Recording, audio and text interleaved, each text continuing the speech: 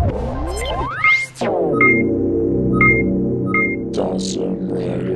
YouTube, Dawson Rider here with my final review for now in the new Teenage Mutant Ninja Turtles toy line.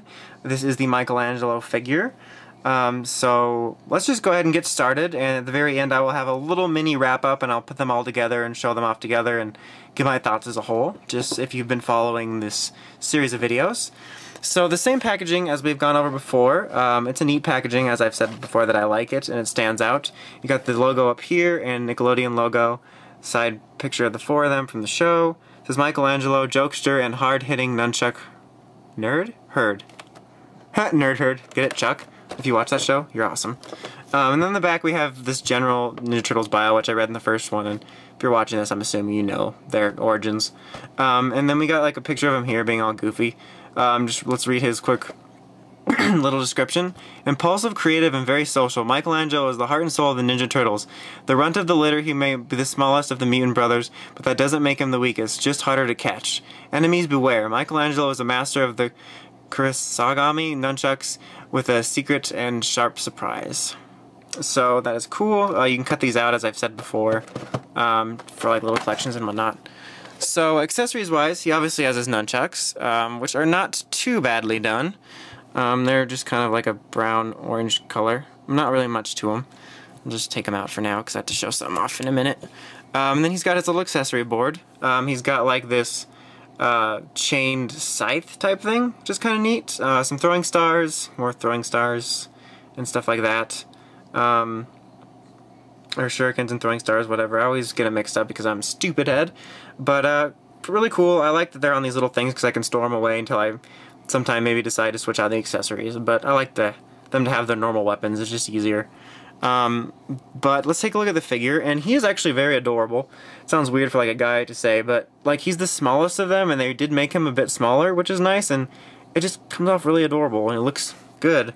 And he's just like a different, like, so like a lighter green than Raphael, but like a different lighter green than the other two. I don't know, it's hard to describe. It's almost like a lime or something.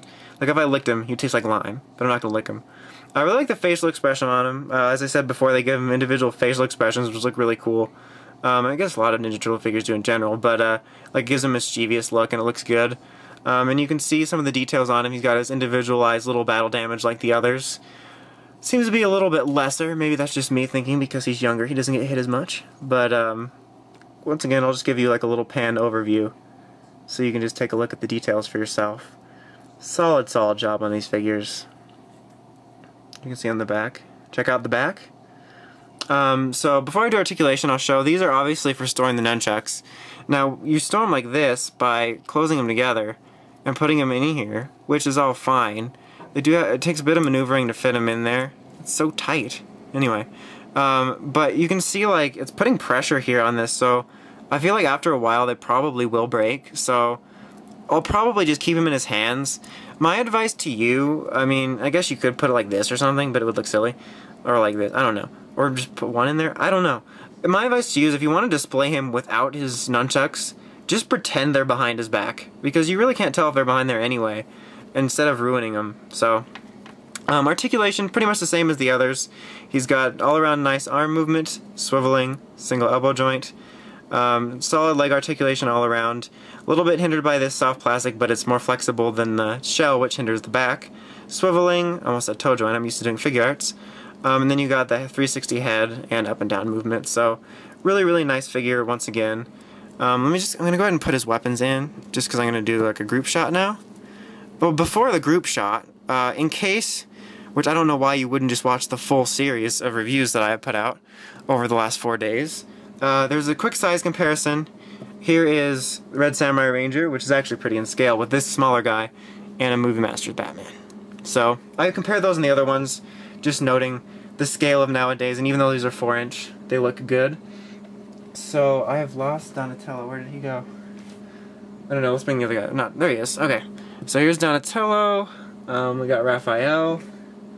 Leonardo seems to have disappeared now. It's like the other two. Alright, got him. So here is a kind of shot of all of them.